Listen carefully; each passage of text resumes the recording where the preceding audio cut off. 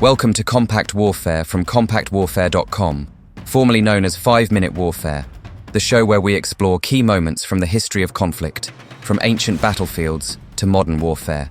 This is episode 33, The Siege of Troy.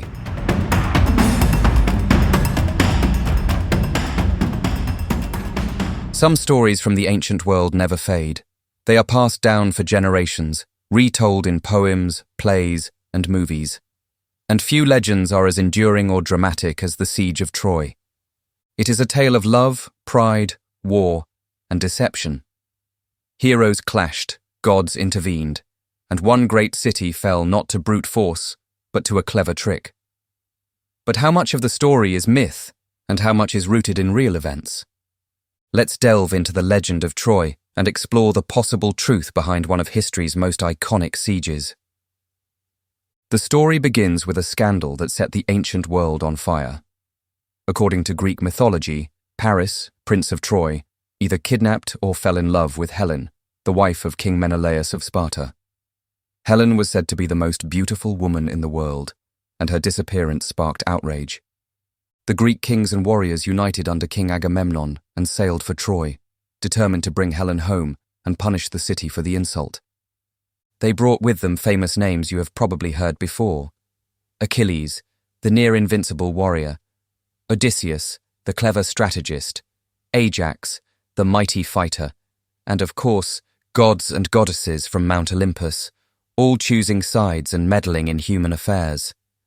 The Greeks laid siege to Troy, a wealthy and fortified city on the coast of what is now Turkey. The fighting dragged on for years, with neither side able to break the deadlock. The myth states that the war lasted 10 years, marked by battles, betrayals, and the deaths of heroes.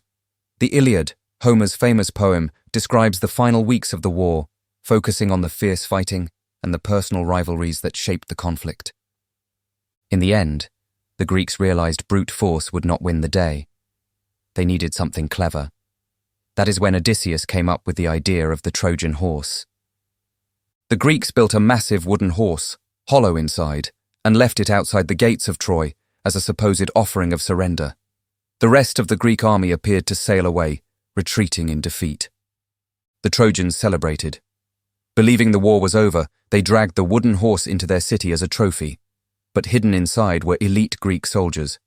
That night, while the Trojans slept, the Greek soldiers crept out of the horse, opened the city gates, and signaled the rest of the army to return. Troy was sacked, its defenses overwhelmed, and the city burned to the ground. The story of the Trojan Horse became one of history's most famous examples of deception in warfare. But it raises the question, did any of it really happen? For centuries, many believed the tale was pure myth, a poetic invention passed down by storytellers. But in the 19th century, a German archaeologist named Heinrich Schliemann began digging at a site in Turkey called Hisarlik. There, he uncovered ruins of an ancient city with layers of destruction, leading many to believe this was the real Troy. Since then, archaeologists have discovered evidence that a wealthy, fortified city existed at Hisarlik during the Late Bronze Age, roughly the time period when the Trojan War is said to have occurred. So, is there a historical basis for the legend? Many scholars believe so. The real conflict may not have involved gods, giant wooden horses, or mythical heroes, but there was likely a war over Troy's strategic location. Troy sat near the entrance to the Dardanelles, a key waterway connecting the Aegean and Black Seas. Controlling this region meant controlling vital trade routes between Europe and Asia. It is easy to imagine ambitious powers like the Mycenaean Greeks clashing with Troy over influence and wealth. The archaeological evidence suggests that Troy experienced several periods of destruction, possibly due to war, around the 12th or 13th century BC. This timeline aligns with the possible date of the Trojan War as described by later Greek writers. It is likely that, over generations, real events were intertwined with legend, creating the epic story that has endured for thousands of years. The Siege of Troy captured imaginations for a reason. It speaks to timeless themes: love and betrayal, honor and pride, the consequences of war, and how sometimes cleverness can topple even the strongest walls. The story also left a lasting legacy. The phrase Trojan Horse is still used today to describe hidden dangers or clever tricks that lead to downfall.